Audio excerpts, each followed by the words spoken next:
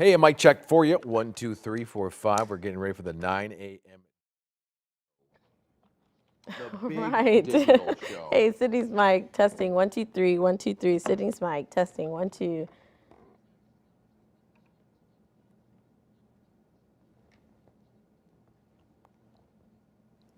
What? What is that? What?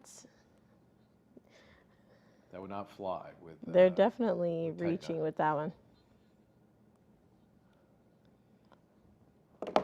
And she does it every day? That's great. That's crazy.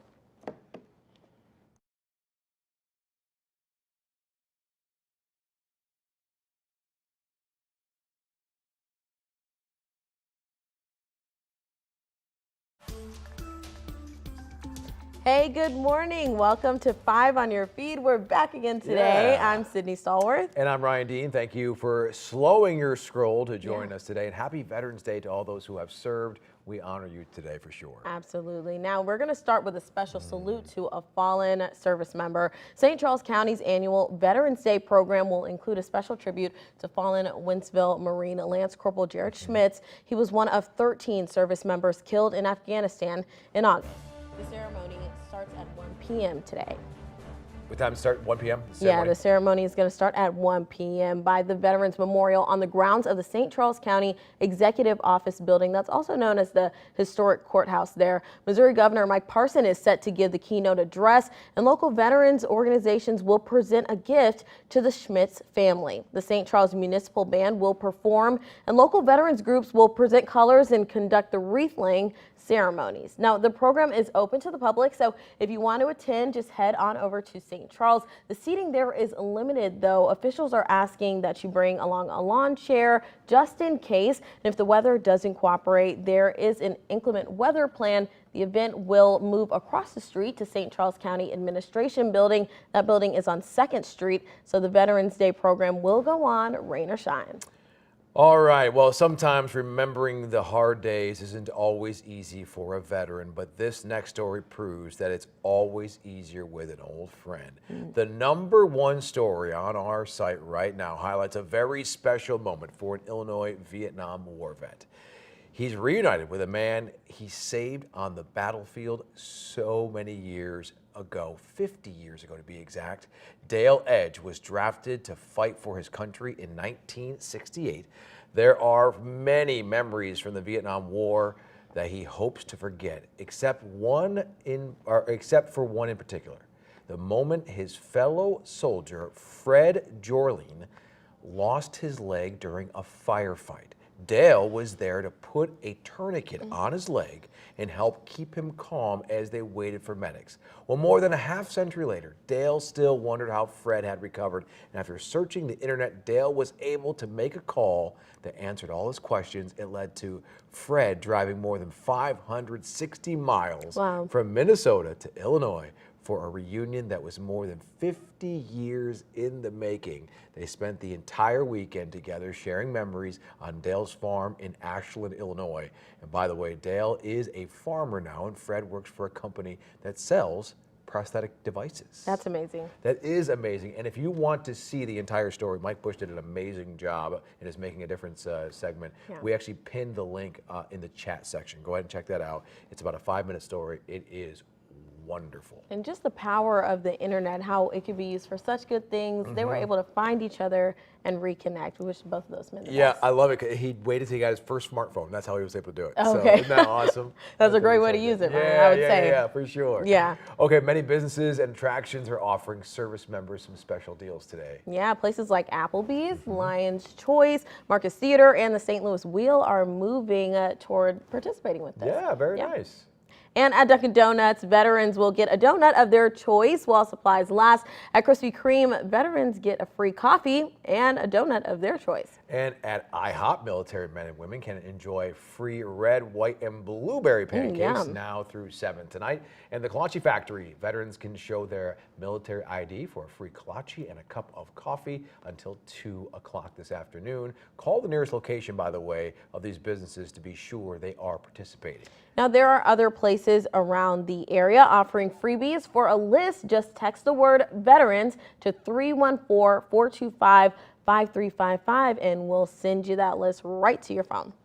Always a wonderful show of support by our businesses in the area. Absolutely, to our veterans. Yeah. absolutely. And even if it's something small like a donut or a coffee, just something to show them, we're thinking of them, we appreciate you. It's the least we can do, right? Absolutely. All right, here is a story that has been quite the talker. The Dome has been quiet for years, but the lawsuit against the Rams and the NFL is making news this morning. It's a case that's been filled with so much drama. It's also making national headlines. Now, here's the latest twist. A settlement offer from Rams owner Stan Kroenke, AJ Perez of Front Office Sports reported on Wednesday that Kroenke had offered $100 million to settle the ongoing lawsuit in St. Louis over the relocation of the Rams.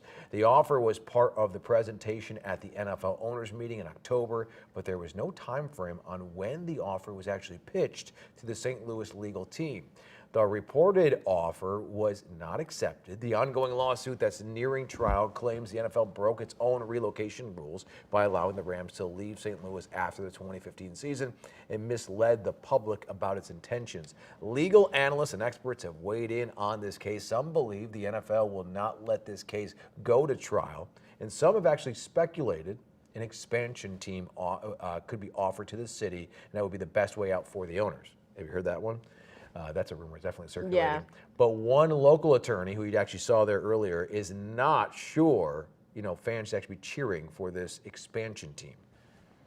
And I know people in St. Louis County, and Missouri generally want a team, no question about it. But again, you've got to be careful. You're negotiating with people who now have been accused of engaging in fraud. And so you got to be careful with it. Now, it's important to point out, I know everybody's excited about the potential of an expansion team. A lot of the well-known established journalists in our area, sports journalists, they have all said that there's a lot of rumor, but they haven't got anything concrete that this would be something that even be offered. It's just what legal analysts say when you look at everything, because there's a potential, Sydney, if St. Louis wins, which people say they have a very strong case, you could see damages billion plus. So billions. Absolutely. So maybe we should slow our roll a little bit. And so that way, they says the legal analysts say, hey, it makes sense if you're going to pay billions. They'll probably say, hey, here's a team instead. It's just their opinion. Nothing has been concrete. Absolutely. But we're 2 months away. I mean, it's I getting... know, and we're tuning into this, so we're going to keep an eye on this as it all unfolds. And here in St. Louis, of course, we love the Blues. That's one team we're still holding on to. Now, fans heading to tonight's Blues game can stop by Ballpark Village first to get a free rapid COVID test. Starting today, Enterprise and Seafold Theater are teaming up with Empire City Laboratories to offer the test to ticket holders who do not have proof of vaccination or a negative test, which are both needed, or either one is needed to enter the venues. The clinic opens up at 3, so you can head on over. Okay, so a look at other top trending stories now. New information on a suspected St. Louis serial killer. We're learning Perez Reed was accused of arson 5 years ago, but the case was dropped. Reed is charged with 4 homicides in the St. Louis area, and 2 more murder cases are pending against him in Kansas City, Kansas. Now, back in 2016, Ferguson police say Reed set a garage on fire while 4 family members were inside that attached home. St. Louis County's prosecutors at the time charged Reed with first-degree arson, which could have gotten him up to 15 years in prison if he was convicted. But a judge dismissed the case in 2019 after Reed's family refused to cooperate. In Wisconsin, Kyle Rittenhouse's defense plans to call several more witnesses today after his crucial testimony yesterday. Rittenhouse took the stand in his own defense. It was his first time talking publicly about the night he shot and killed 2 men during a protest. Rittenhouse claims it was self-defense, and he appeared to break down on the stand. That's right, run.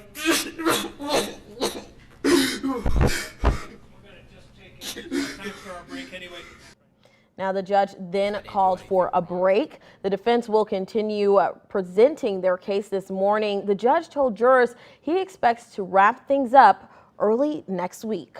Another story trending online is a St. Louis restaurant that's closing for good. This time it's Taco Circus on the Hill. The owner is not blaming the closure on really a single issue. Taco Circus will close permanently after dinner service on Saturday, November 20th. Always hate to see restaurants closing up shop. Honestly, that makes me sad. Love a good taco. We are switching gears here to a story that might concern pet owners out there. Now, ladybugs are known as one of the most harmless insects. People like to see them, right? But there are some ladybug lookalikes, Ryan, that appear to be causing some issues. People are claiming they can be poisonous to dogs. Yeah, so they're known as Asian lady beetles, and we can verify that they are indeed harmful to pets if enough of them are consumed. Both the insects and beetles, just a different species, by the way. But Asian lady beetles are slightly larger and longer. They also typically have a M-shaped white marking on their side. Now, veterinarians say most pets don't like the taste of these Asian lady beetles, but if they eat more than a few, it could cause mouth and stomach ulcers and make your pet sick. So if you think your pet may have grubbed onto one of these bugs, call your vet. Yeah, it seems like you have to act quickly with that. But the good news is, I mean, we're almost to winter, and typically when the weather gets a little bit cooler, we stop seeing those beetles out bugs. of here. Right, I know. Get on out of here. Let's check in with Anthony to see what we're seeing in the forecast.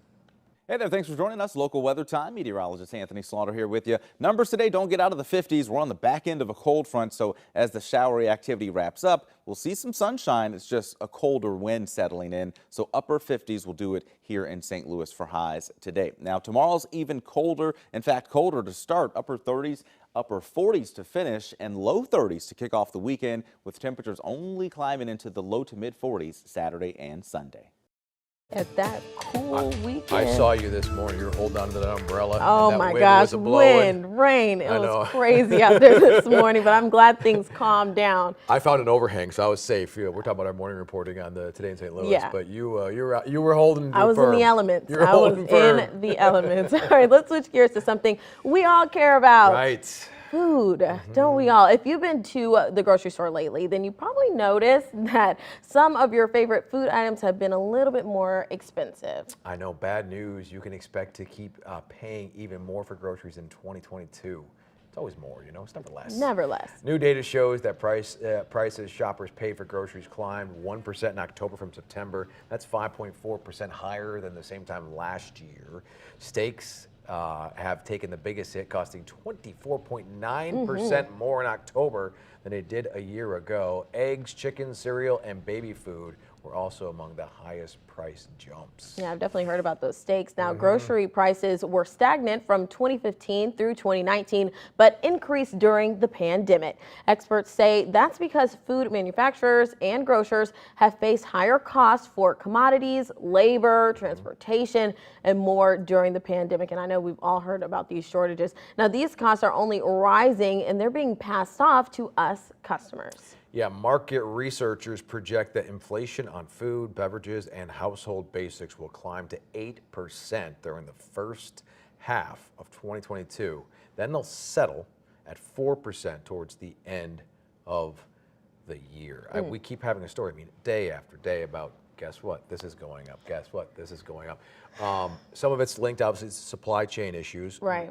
Next week, we're going to have a series on Today in St. Louis and on some of our later shows about supply chain, labor issues in the market. Right. I spoke to one expert, a supply chain expert at UMSL, and he thinks that it's going to take a few months to iron things out with supply chain, but he thinks by maybe, you know, mid next year, we should start seeing things smooth out, you know, so hopefully that will bring some prices down. Absolutely. And, you know, we're doing a stories on labor shortage, and I'm talking to some restaurant owners, and they're saying they're seeing all the same things, especially when it comes to the consumer. We're ultimately paying the bottom line for that. So they're just asking that customers are a little bit understanding about what's going on right now, and just maybe be a little bit patient with these raising prices. And nobody likes to hear that. Yeah, Ryan. for sure. Absolutely. Well, all this talk about food is making me a little bit hungry.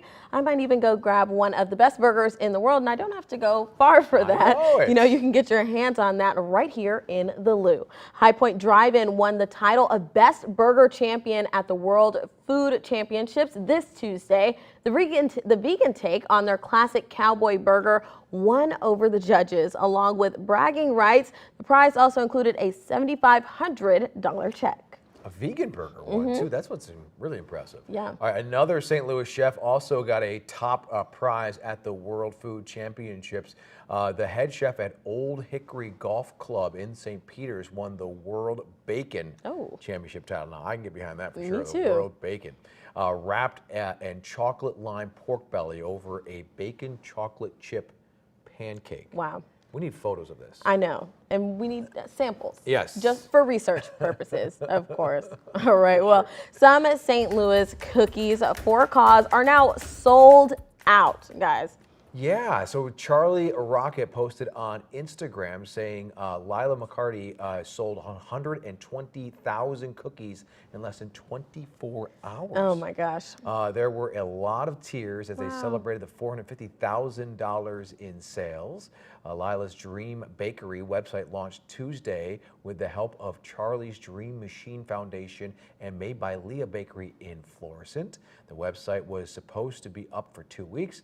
Charlie says they are working on restocking options, and his team will stay here in St. Louis for a couple of weeks to help Lila. Proceeds from the cookie sales will pay for a trip to Ohio so she can get treatment for a rare, painful nerve condition. Any extra money will go towards helping other kids. That's awesome. How And we great wish is the that? best to Lila. That's Yeah. amazing. Now, we are giving a heads up to Redbird fans. The Cardinals' winter warm-up is getting a new home. It's moving to Busch Stadium and Ballpark Village. The 3-day fan event in January is returning to in-person activities this year. Package deals go on sale November 26th. Single-day tickets are available at a later date. And speaking of sports, here's a swing and a miss for the St. Louis Metro. Yeah, I don't like the story at all. And it's, ranking many St. Louisans will take an issue with for sure. St. Louis was left off of Wallet Hub's annual Best Sports Cities this year. How dare they? It can't be taken seriously. Get out of here. The financial website looked at metrics such as favorable conditions for sports fans in the country's top 5 sports, with football, that's the reason, football given 50% of the weight, which obviously hurt us. The gateway city came in with 35. It came in 35 with Boston at number 1. Not all is lost, by the way. St. Louis was ranked 3rd for best baseball city and 5th for hockey, but 35th? I don't believe it. What? I don't believe it. You know, every time a national sport comes here and national writers come to St. Louis, they always are bragging about how amazing the city is. The pride. Oh my goodness. Sports pride, yeah, absolutely. And I've lived a couple places before here, not many, but I've never lived in a city with more sports enthusiasm than St. Louis, ever. So they're going to have to recheck that list, I think. I agree with that. All right. Well, thank you so much for spending your morning with us. We hope you have a wonderful day. Stay dry. Sydney's going to stay dry. Yeah. And my umbrella, I almost lost it today, guys, but I held on tight. All right. Thanks so much for joining us. We'll see you tomorrow. See ya.